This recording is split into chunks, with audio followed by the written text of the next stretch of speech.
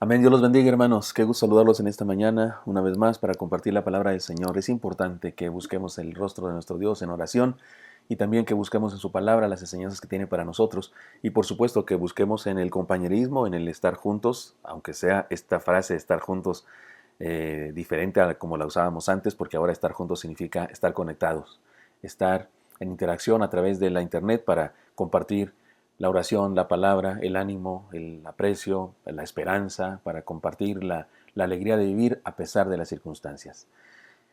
Iniciamos una nueva serie de sermones desde el día de ayer que se llama Caminemos con Jesús. Y lo que haremos durante esta semana, les comparto una vez más, es estudiar los pasajes de la Escritura que tienen que ver con cada uno de los días de esta, la última semana del Señor. Entre nosotros, en la tierra, encarnado, por supuesto, antes de su resurrección, porque después de su resurrección Él permaneció entre nosotros de una manera también presente, es decir, físicamente, aunque de una manera distinta que la encarnación anterior. No hablaremos de eso ahora, no explicaré eso, pero estudiaremos cada día algunos de los pasajes que nos cuentan lo que Jesús hizo en ese día. Por supuesto que tendríamos que hacer muchísimos sermones para abarcar todo, pero encontraremos algunos de los textos importantes. Hoy era inevitable que hablemos de esto. Después de su entrada triunfal, Él realizó una acción muy importante que le llamamos la purificación del templo. Su entrada a aquel lugar especial de oración y de búsqueda de Dios y trastornó las mesas y hizo cambios y etcétera, etcétera.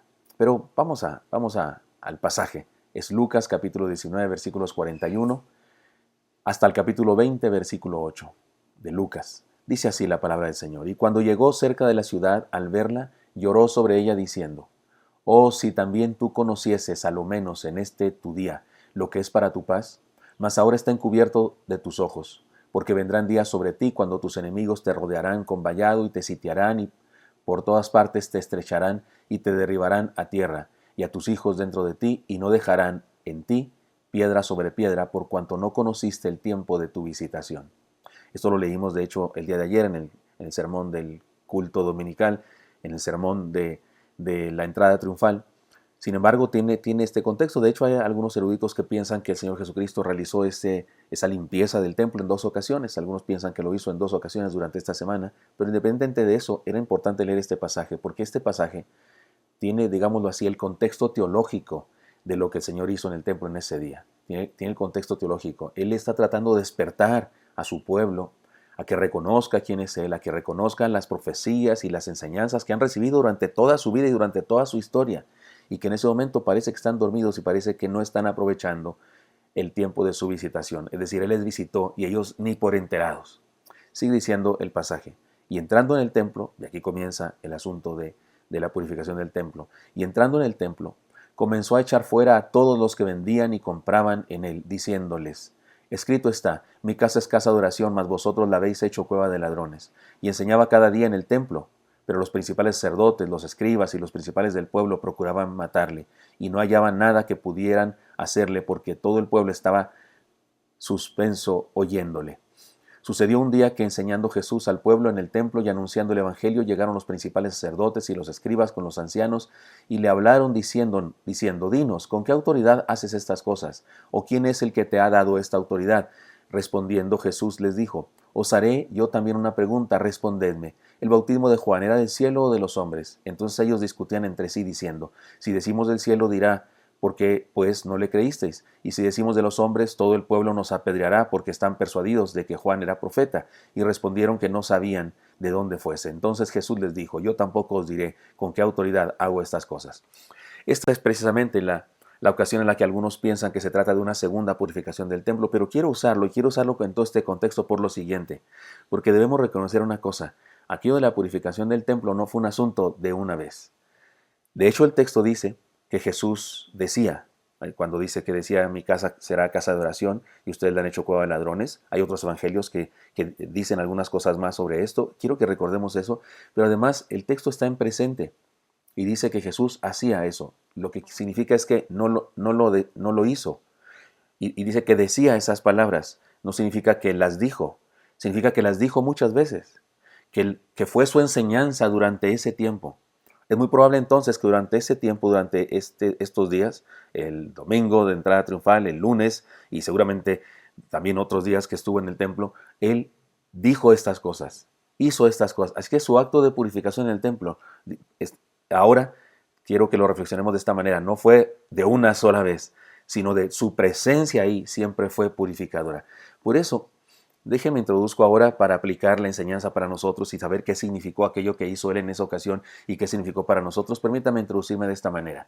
En medio de la contingencia que estamos viviendo ustedes y yo ahora, surgen ideas respecto a cómo utilizar el tiempo que nos queda al estar encerrados, porque sí, algunos no estamos yendo a alguna oficina o a algún lugar de trabajo, sino que estamos trabajando en casa. Bueno, estamos encerrados de alguna manera. Y una de las propuestas más útiles que algunos han hecho, incluso hay tutoriales en internet que nos dicen qué hacer con este tiempo que tenemos, y una de las propuestas más útiles es la limpieza general. Sacar las cosas acumuladas que no estamos usando, tirar lo que no sirve, renovar el orden, hacer espacio. Eso ha pasado aquí, quiero decirles, eso ha pasado aquí en mi oficina particularmente. Es en mi oficina y yo me creía que todo estaba ordenado. Ya una vez el hermano Elí, mi hijo, predicando, me balconeaba y decía que en esta casa hay dos muy ordenados, que son él y mi esposa, y dos muy desordenados, que son mi hijo mayor y un servidor. Y yo digo que no es que seamos desordenados, es que tenemos otro concepto de orden. Pero mi esposa ha entrado, me ha acomodado y estoy agradecidísimo porque ahora sé dónde están las cosas. Claro, tengo que preguntarle, mi vida, ¿dónde están mis libros de teología? Mi vida, ¿dónde están mis libros de contexto histórico? Y ella viene y me da todo. Pero sí, es buen tiempo para, es buena idea para utilizar el tiempo, sacar cosas y renovar el orden en la casa. Resulta que en las cosas espirituales, los asuntos de la fe, doctrinas, religión, el ser humano también necesita una revisión de vez en cuando. También, de hecho, en la Escritura se habla de eso. De hecho, el Señor le dijo a su pueblo en varias ocasiones que recordaran las enseñanzas antiguas, que anduviera por las sendas antiguas. Lo dijimos recientemente acá también nosotros, porque las sendas antiguas, los principios y valores del Señor son actuales siempre, no pasan de moda. Las ideas humanas, nuestras ideas, pasan de moda. De repente se hacen caducas. Pero las de Dios no, las ideas de Dios no, los principios de Dios no, permanecen para siempre, son nuevos siempre. Bueno, pues resulta que también de vez en cuando hace falta hacer una revisión. Los judíos decían seguir el Antiguo Testamento, decían estar esperando al Mesías prometido, alardeaban de ser seguidores de la ley de Dios. Sin embargo, aunque la ley hablaba del Señor Jesucristo, no lo reconocieron cuando llegó. Lo desconocieron, de hecho, y lo rechazaron. Evidentemente tenían el librero de las ideas desordenado. Tenían el closet de las doctrinas lleno de cosas inservibles. O bien, para los millennials, podríamos decir que tenían el disco duro contaminado. Se les había metido un virus que les estaba borrando la verdad, los datos correctos, y estaba colocando en su lugar una religión legalista y vacía de amor, nula de fe y contaminada de mundanalidad. Evidentemente necesitaban una buena limpieza. Disculpe, pero esta puede ser una muy libre metáfora de lo que hizo el Señor ese lunes fatídico para la religión del templo judío. Fue un intento del Señor de revolucionarles desde lo más profundo de su experiencia religiosa. Esta podría ser la aplicación para nosotros. Ahora, recuerden, no me refiero solamente a ese evento famosísimo de que Él llega, uno de los evangelios dice que hizo una especie de chicote, una especie de cinto con piel de camello y empezó a golpear las mesas, trastornó las mesas. Déjeme decirle qué estaba pasando, porque algunos piensan que cuando en alguna congregación, en alguna iglesia, no sé, se hacen tamales de venta para juntar recursos para el templo, o se vende, qué sé yo, tostadas y algunas para los misioneros, para apoyar a los misioneros, y algunos piensan que estamos haciendo eso, que esa iglesia está haciendo esto, que molestó al Señor. No el asunto de las ventas. El problema es que aquellos religiosos y políticos, porque eran políticos más que religiosos, estaban realizando un negocio redondo. La gente venía de todas partes del mundo, literalmente conocido de esa época, a Jerusalén a adorar. De todos los alrededores venían miles y miles, y si traían sus corderos, si traían sus palomas para ofrecerlos en sacrificio, porque se hacían estas cosas, si venían con su dinero para ofrendar, no lo aceptaban. No, ese cordero no está bien, no es sin defecto, y tienes que comprar uno de aquí. Y ahí tenían su negocio. Por supuesto que costaba mucho más el que vendían ellos, porque era un negocio redondo. O sea, tenían clientes cautivos. Igual con las monedas. No podía usted ofrendar con esas monedas paganas, esas monedas sucias del Imperio Romano. Tenía usted que dar sus ofrendas con las monedas del templo, porque había una moneda del templo. Y entonces, pero por supuesto que al cambiarlo, pues había una ganancia. Por eso dice la Escritura que trastornó las mesas de los cambistas, porque había ahí dinero y venta, era negocio. Asunto fe, asunto Dios, asunto esperanza, no tenía que ver con nada de eso, era negocio aquello. Eso fue lo que molestó tanto al Señor. Así que tengamos cuidado que no vayamos a pensar que cada vez que una congregación pequeña, una misión que no tienen templo, se reúnen en un patio y están haciendo actividades, talentos, le llaman en algunas congregaciones, y vendiendo cosas para sacar recursos. No están haciendo esto, por supuesto que no, esto era muy distinto. Pero bueno, esta es la metáfora.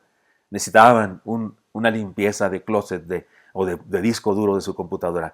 Fue un intento del Señor por revolucionarles desde lo más profundo de su experiencia religiosa, y esta podría ser la aplicación para nosotros. He aquí primera enseñanza. Un retiro espiritual para renovarnos o un sacudimiento para despertarnos. Eso es lo que estamos viviendo. Una contingencia. Es un retiro espiritual para renovarnos o un sacudimiento para despertarnos. Cualquiera de las dos. Un retiro espiritual para renovarnos, se oye muy lindo, voluntariamente nosotros nos vamos, nos encerramos en un campamento para estar juntos, para buscar el rostro de Dios, para orar, para leer su palabra más que nunca la leímos en nuestra casa. O si ustedes quieren, lo podemos decir desde un punto de vista diferente, un sacudimiento para despertarnos. Analicemos las enseñanzas que nos imparte y apliquémoslas a este tiempo de contingencia que definitivamente debe transformarnos. Porque escúcheme, hermano, escúchame, Gilberto, me lo digo a mí mismo y, por supuesto, sería una tragedia, una monumental tragedia, que después de tanto pánico, tanta confusión, tanto peligro, tantas noticias malas, rumores, oración y búsqueda de Dios, siguiéramos iguales. Sería una tragedia monumental, que pasando esta pandemia, usted y yo siguiéramos iguales. Porque tanto pánico, tanta confusión, tanto peligro, tantas noticias malas, tantos rumores, tanta oración por causa de eso, tanta búsqueda de Dios debería transformarnos radicalmente.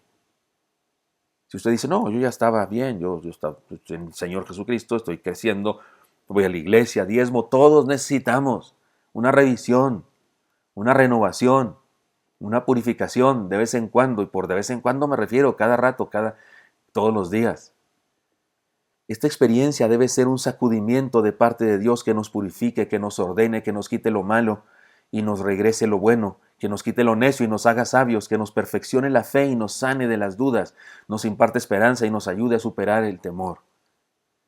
Si no pasa nada de eso, oiga, habremos perdido el tiempo trágicamente. No nos preguntemos si se inventaron el virus, si es una guerra de virus, virológica, una batalla entre países, si es el resultado de nuestro pecado y Dios, como a Sodoma y a Gomorra, nos está castigando, lo que quiera, amén por lo que quiera.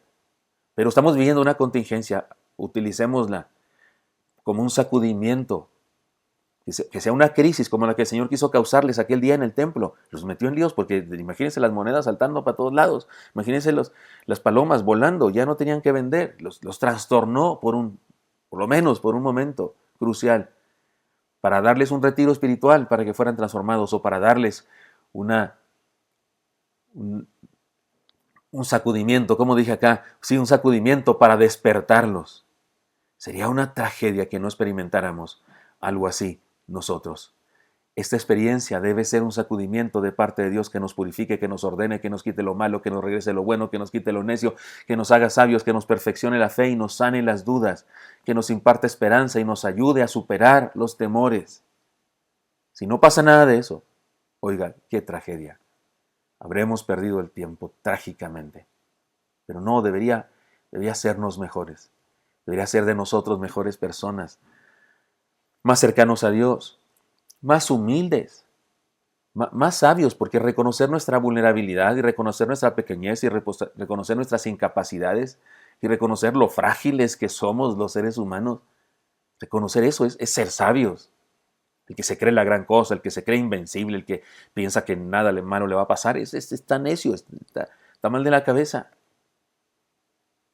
Le he estado contando un cuento a los niños. Ustedes, tal vez algunos de ustedes o algunos de sus hijos se conectan también para escuchar el cuento que les doy a los niños, y en uno de los capítulos hablamos del temor y de la libertad para temer y de buscar a Dios.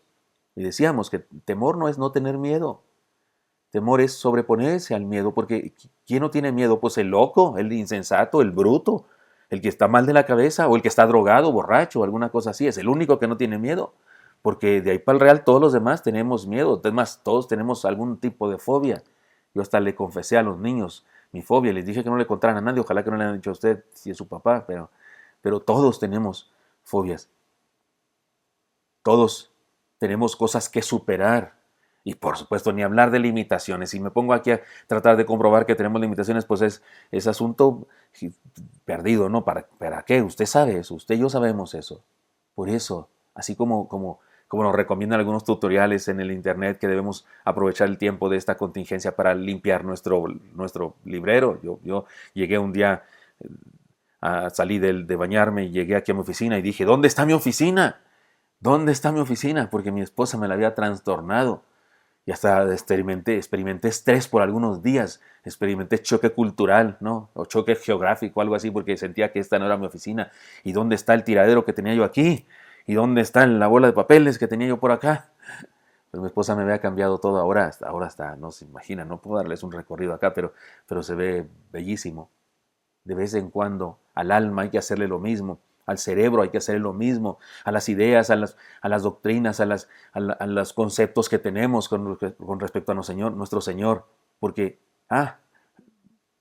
dije antes que se trata de un cambio incluso de ideas, ¿no? de doctrinas en lo espiritual. Dije yo, también debemos ordenar nuestro closet espiritual y cambiar algunas de las cosas, asuntos de fe, doctrina, religión, porque sí, hay aquellos que maldijeron el virus, aquellos que dijeron que lo ataban y que lo amarraban y que lo destruían, pues discúlpenme, sería bueno que ya aprendieran y llegaran a la conclusión que no hay poder en nuestra boca, que no hay poder en las declaraciones humanas, porque con todo respeto para los apóstoles y profetas que amarraron al virus, que lo cancelaron, lo regresaron al infierno, pues se les soltó, se les amarró, o quién sabe qué pasó, pero ahí anda, porque no hay poder en nuestra boca, de nadie. Y humanidad, cristianismo, hermanos evangélicos, sería bueno que esta contingencia nos ayudara a renovarnos, que nos hiciera experimentar un sacudimiento, que nos ayudara a entender que solo Dios tiene poder. Y nosotros le suplicamos a Dios, le pedimos a Dios, como ovejas necesitadas, le pedimos, ni le ordenamos, ni nos creemos que tenemos el poder, ni nos autoproclamamos no sé qué tantos puestos en la vida. Somos simples mortales, discípulos amados de Él, la niña de sus ojos, sus amados, sus ovejas. Sí, un amor maravilloso que es por causa de Él, no por causa de nosotros ni de nuestras capacidades. Y no hay poder en nuestra boca, solo Él. Si Él no interviene, si Él no hace las cosas por su voluntad y soberanía, no suceden.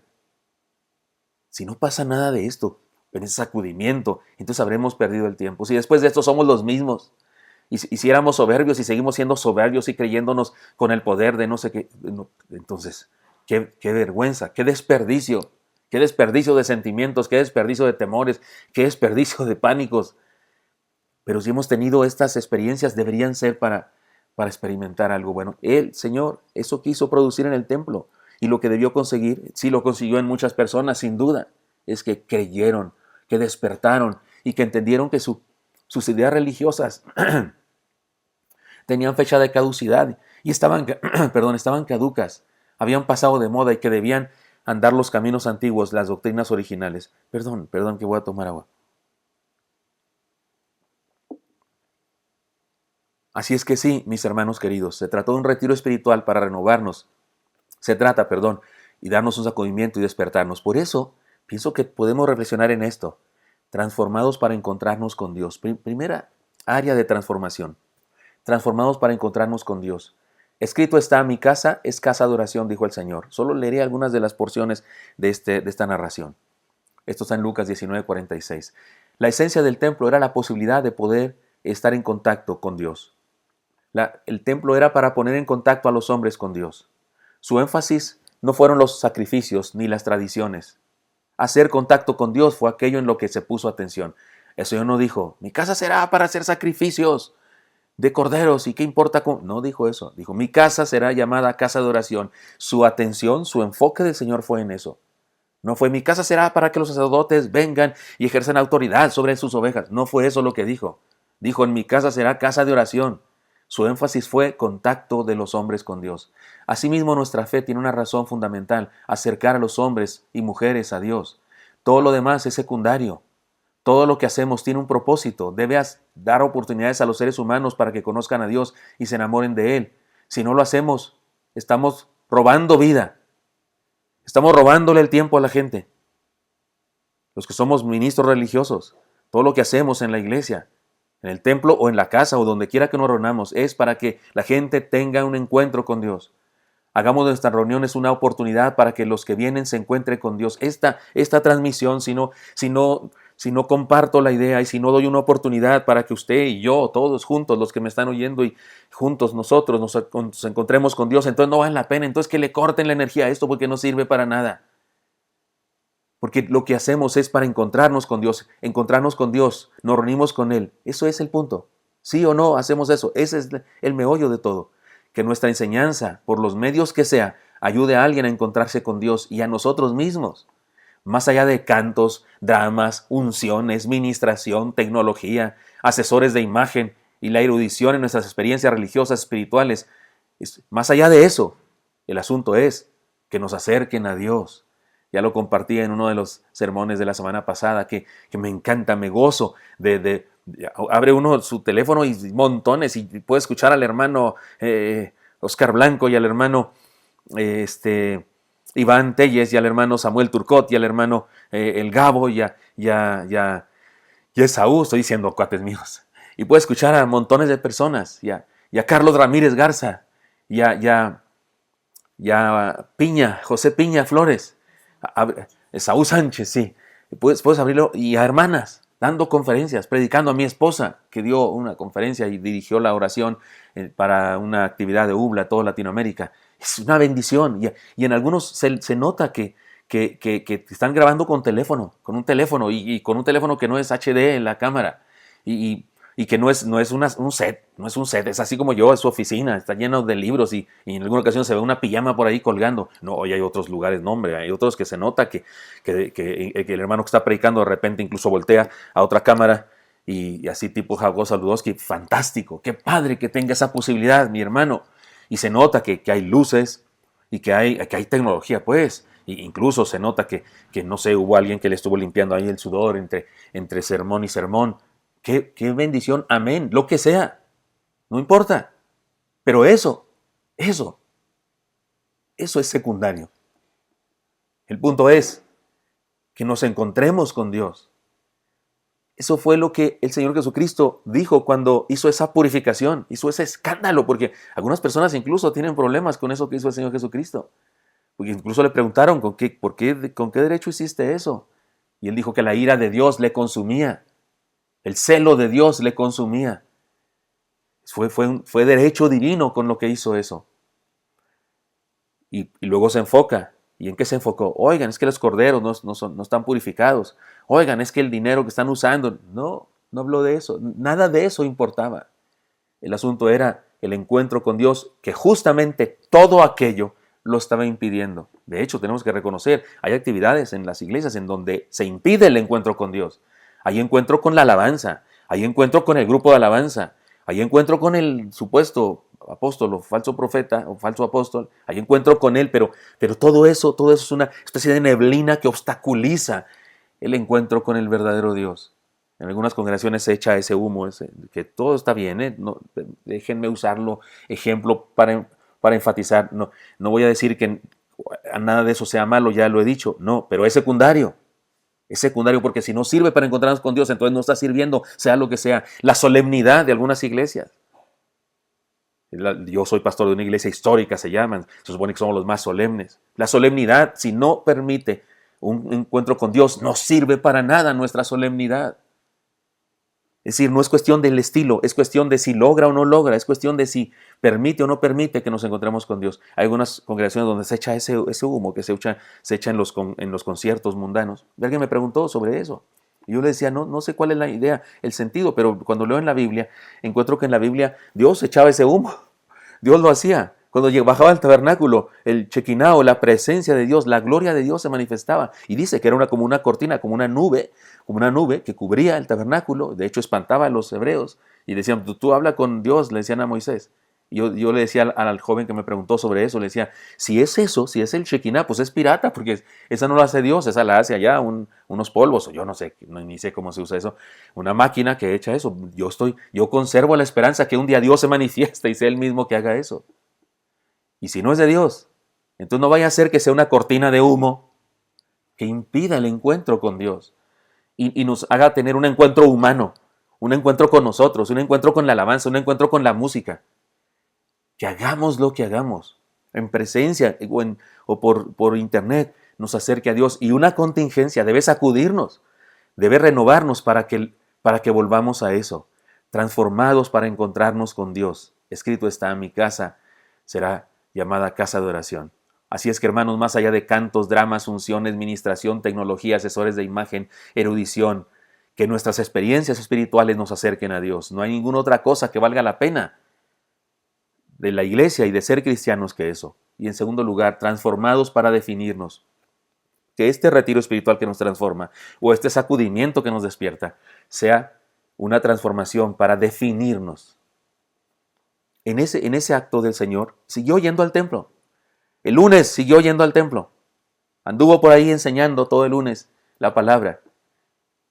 Y lo interrogaron. ¿Por qué haces esto? ¿Por qué?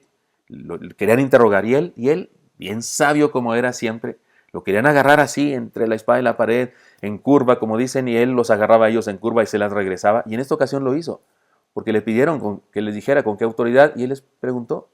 Sí les contesto.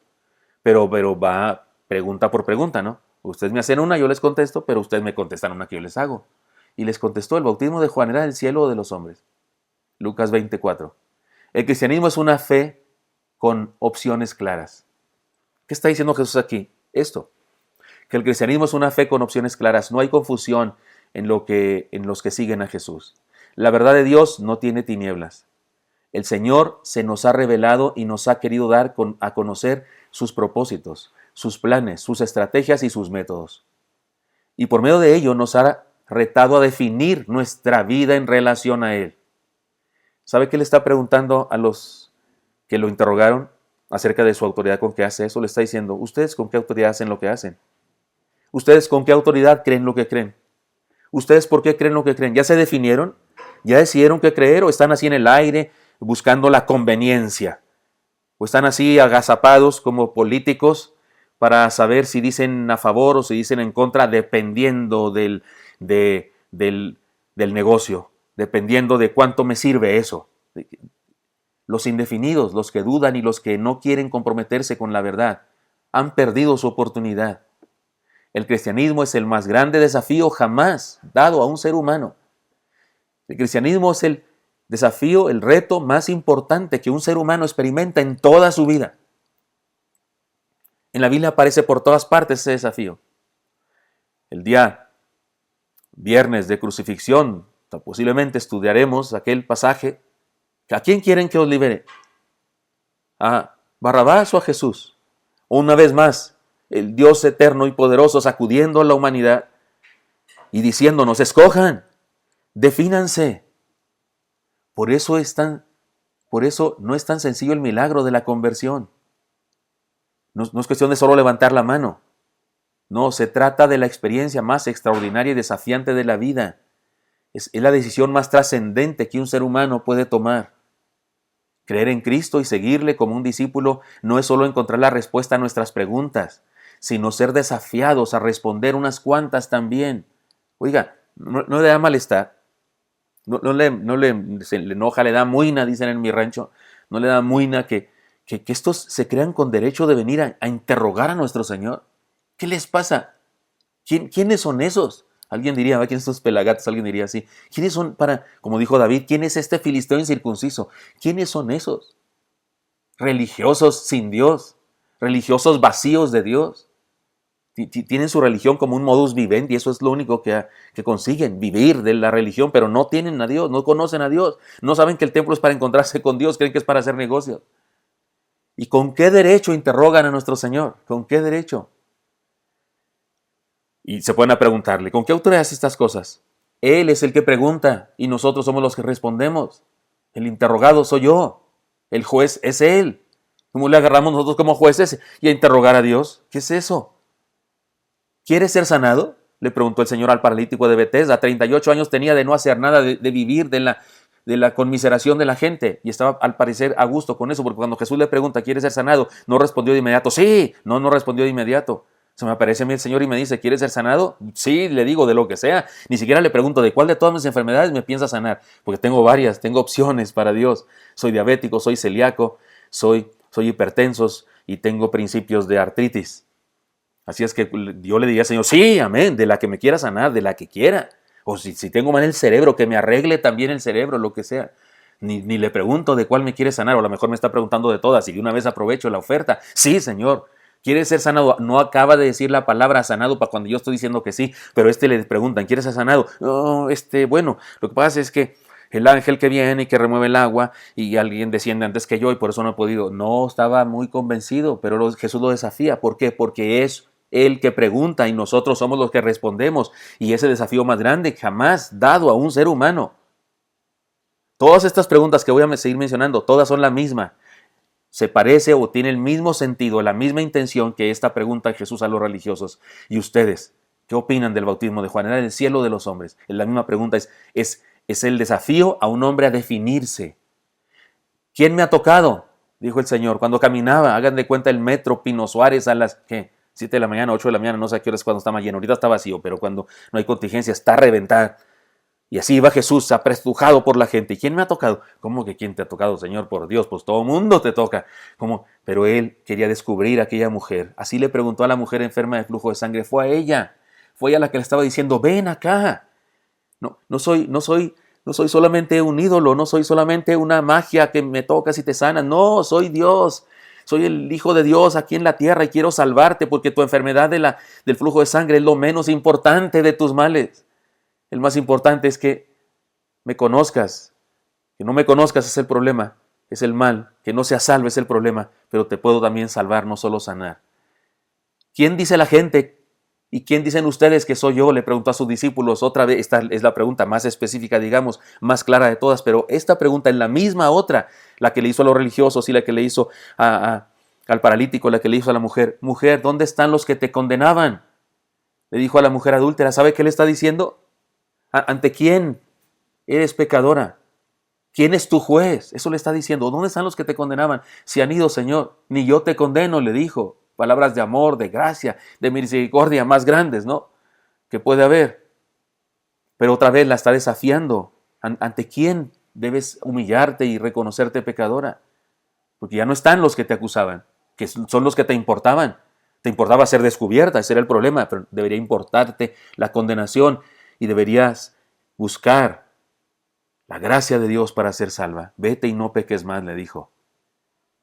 ¿Con un beso me entregas? ¿Con un beso entregas a tu maestro? Esa fue la pregunta, Judas. ¿Recuerdan ustedes? ¿Con un beso entregas a tu maestro? ¿Queréis acaso iros también vosotros? Allá después del texto más triste de toda la Biblia, Juan 6:66. Y muchos de sus discípulos dijeron, dura cosa es esa, ¿quién la puede oír? Y muchos de sus discípulos, 66 dice, lo abandonaron, ya no andaban con él.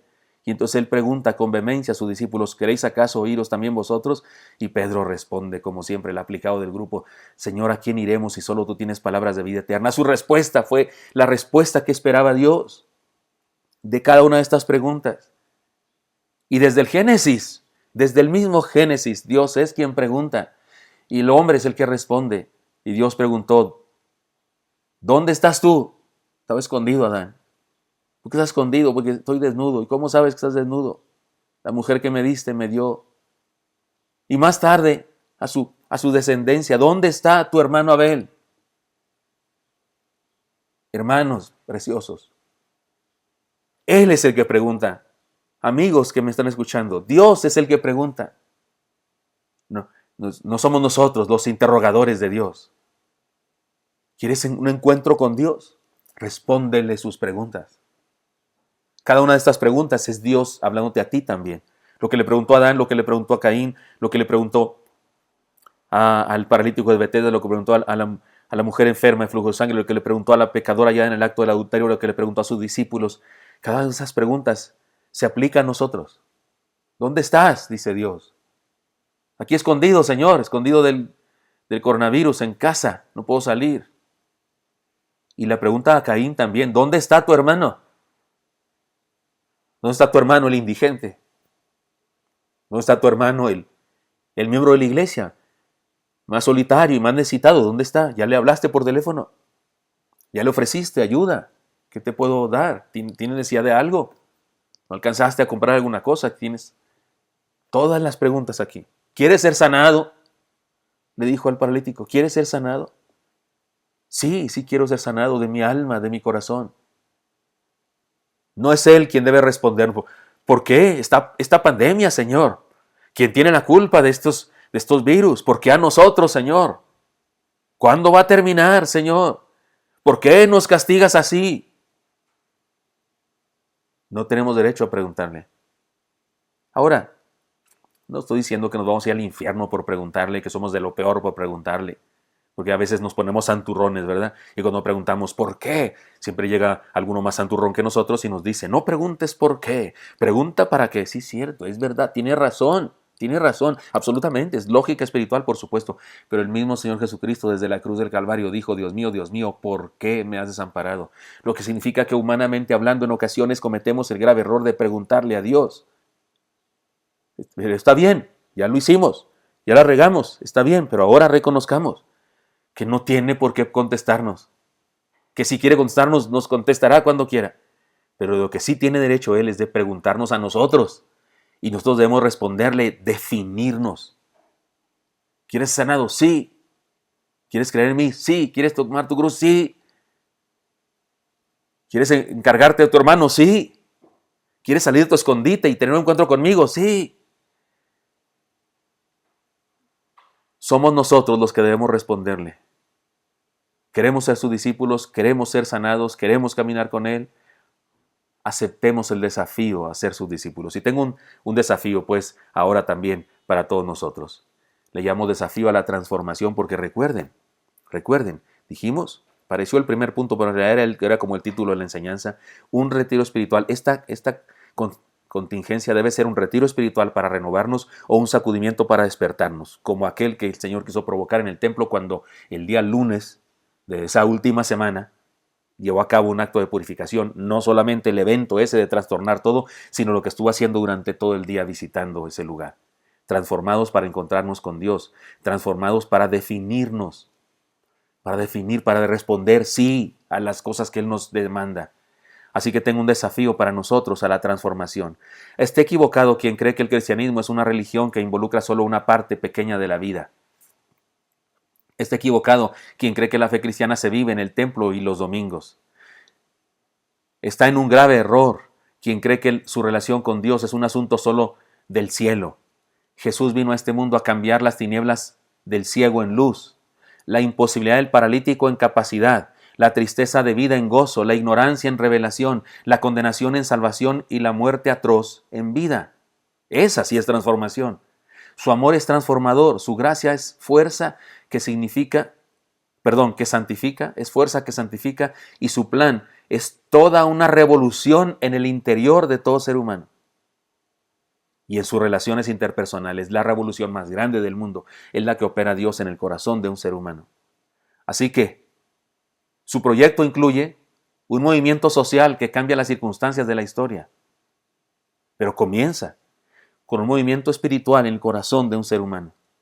Su atrevida forma de entrar a Jerusalén y sus desafiantes acciones y comentarios en el templo son una invitación a todos aquellos que quieran formar parte de su reino. Es necesario hacer una decisión.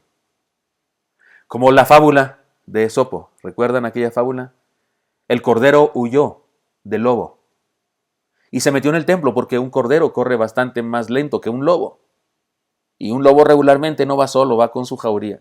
Así que el cordero se metió en el templo para ponerse a salvo.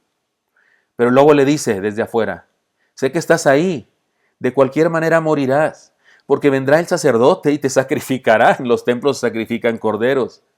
Y el cordero contestó, moriré sin remedio, pero prefiero ser ofrecido a Dios que ser comido inútilmente por ti. Me encanta la idea, me encanta la idea. Yo moriré sin remedio, moriré sin remedio. Este cuerpo no va a durar para siempre. Sea ahora, en la pandemia o muchos años después, dentro de siglos. Por supuesto, estoy bromeando, pero moriré sin remedio. Pero yo escojo con qué propósito muero. Si solamente para alimentar la panza de un lobo, solamente para alimentar la estadística de este mundo perdido. Un inútil más que pasa por la vida sin dejar huella buena, sin hacer nada positivo por nadie. O un hijo de Dios, un siervo de Dios que vivió a plenitud la vida y que compartió vida con otros. Prefiero ser ofrecido en holocausto a Dios que comido por el mundo. Esa es la idea de esta sencilla, ilustrativa fábula antiquísima. Veamos a Jesús en su camino a Jerusalén y sigámosle de todo corazón. Andemos con Él esta semana, estos días. Vayamos a las escenas de lo que hizo el martes, de lo que hizo el miércoles, de lo que hizo el jueves y aprendamos con Él. En esta ocasión, cuando purificó el templo, hubo molestos, hubo enojados, hubo gente que decidió, ahora sí, ya se metió en líos, ahora sí lo matamos. Pero es interesante que uno de los evangelios dice que hubo un grupo de muchachos que estaban cantando y alabando a Dios. Y se molestaron, mira, esos muchachos cantando. Y él dijo, ¿qué no saben? Que de la boca de los niños y de los que maman, ¿qué no saben? ¿No han leído eso en la palabra? Están alabando a Dios. Digamos que en medio del relajo que armó, en medio del sacudimiento que les dio, hubo resultados. Hubo personas, jovencitos, preciosos jovencitos dispuestos a ser parte de ese movimiento revolucionario que él había venido a realizar en el mundo. Hermanos, seamos de esos y dejemos, sea como sea, tenga el carácter que tenga para nosotros, dejemos que este retiro espiritual sirva para renovarnos o permitamos que este sacudimiento sea para despertarnos, porque insisto, sería una tragedia, una monumental tragedia que después de tanto pánico, tanta confusión, tanto peligro, tantas noticias malas, tantos rumores, tantos memes, no haya cambio en nuestra vida y sigamos siendo los mismos después de esto. No permitamos eso. Entonces encontrémonos con el Señor, encontrémonos con Él y definámonos y respondámosle, sí Señor. Quiero seguirte en serio, no quiero seguirte de a medias, quiero seguirte de veras, de todo corazón. Ya lo he dicho, por tercera vez lo voy a decir esta semana. Aquel amigo que me encontré después de unos años y ya no estaba en Cristo, ya no iba a la iglesia. Y yo estaba incluso en el seminario y me dice, tú sí la agarraste en serio. El cristianismo se agarra en serio o no se agarra. Ser cristiano es serio, es de veras dar mi vida. Sí, aquí estoy, responder la pregunta. Hermanos, dejemos que Él nos transforme. Espero que así sea en su caso, pido a Dios que así sea en el mío. ¿Le parece? Muy bien. Pues escuchemos un canto, hermanos. Déjenme poner aquí un canto y luego oramos juntos. ¿Le parece?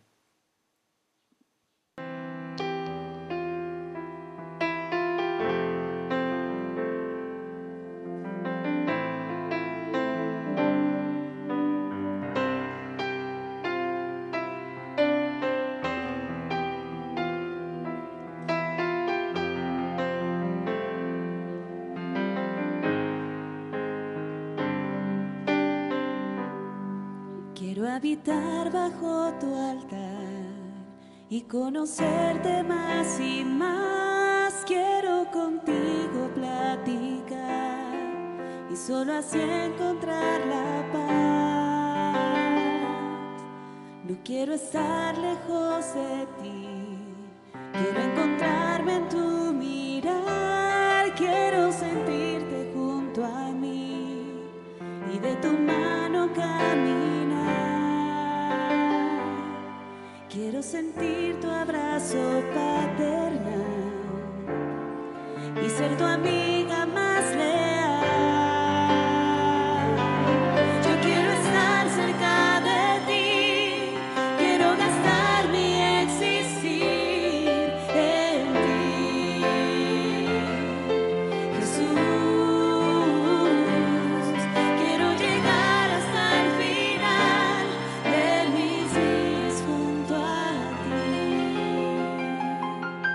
ser consciente de que estás siempre, siempre junto a mí.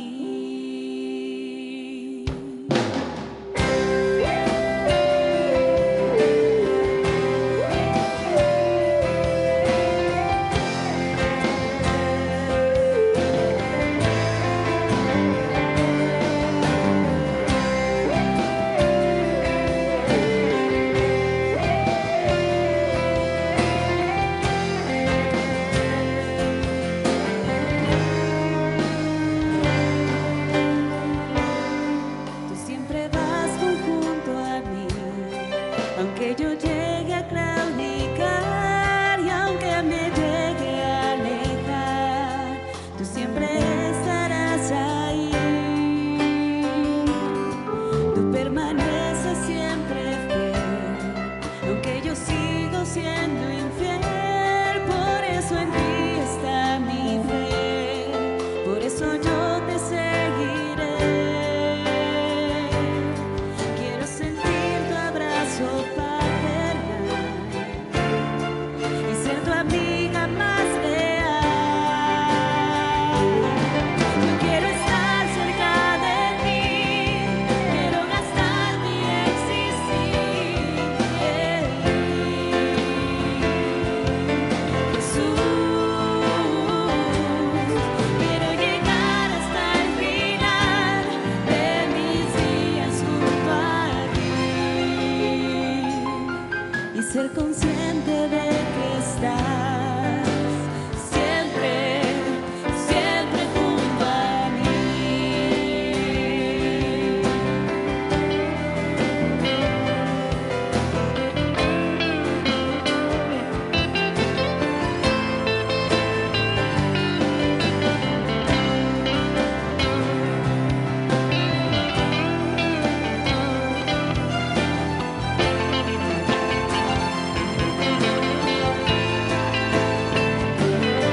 Yo quiero estar cerca de ti, quiero gastar mi existir en ti.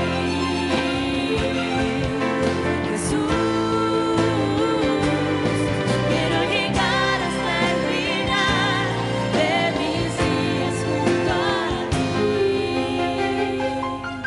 y ser consciente de que estás siempre, siempre junto a mí.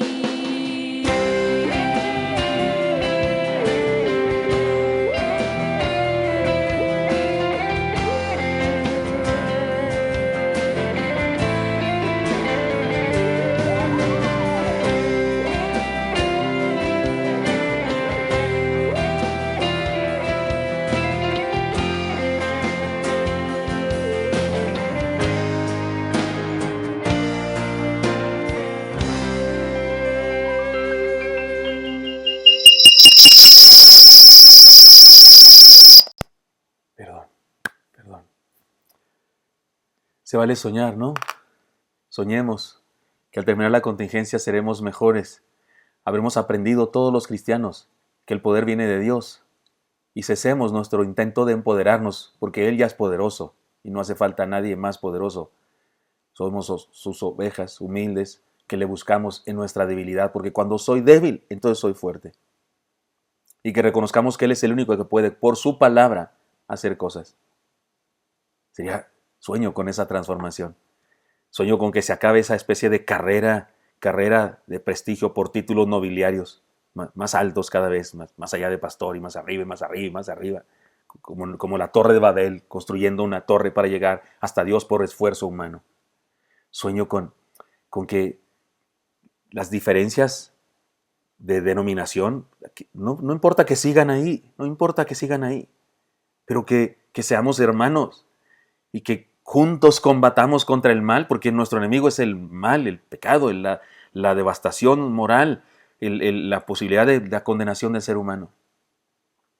Y que volviendo todas las denominaciones, todos los grupos, todos, mi iglesia, todos, mi denominación, regresando todos a la palabra, buscando las sendas antiguas, y algo que estamos haciendo por tradición no coincide con el plan de Dios, pues lo cambiamos. No importa cuántos siglos tengamos haciendo lo mismo, volviendo a la palabra. Porque cuando Jesús entró al templo, aquello de la purificación y todo el lunes que estuvo pasando por ahí enseñando, eso procuraba, eso estaba haciendo, fue un sacudimiento para la transformación. Podemos verlo como un retiro espiritual voluntario, lindo, para ser transformados, o como un sacudimiento para ser despertados, pero como sea, que cuando acabe esta contingencia suceda ese milagro, porque usted y yo andamos con Jesús, caminamos con Él. Les invito mañana a seguir estudiando la palabra para analizar qué hizo el día martes, qué cosas hizo y aprender de Él. Señor Santo, bendícenos, por favor. Bendícenos, Dios, bendice a cada hermano y hermana que me escucha, bendice a todos los siervos tuyos, siervas tuyas, Señor, que están utilizando la internet para compartir palabra. Dios, sí, algunas palabras de juicio, de exhortación fuerte, algunas palabras de aliento, de esperanza, con ternura. Dios, de todo necesitamos.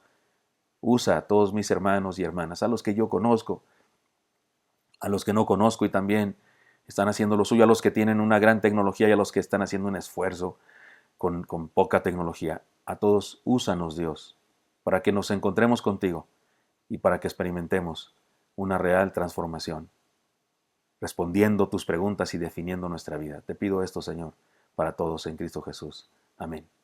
Nos vemos mañana, hermanos. Hasta pronto.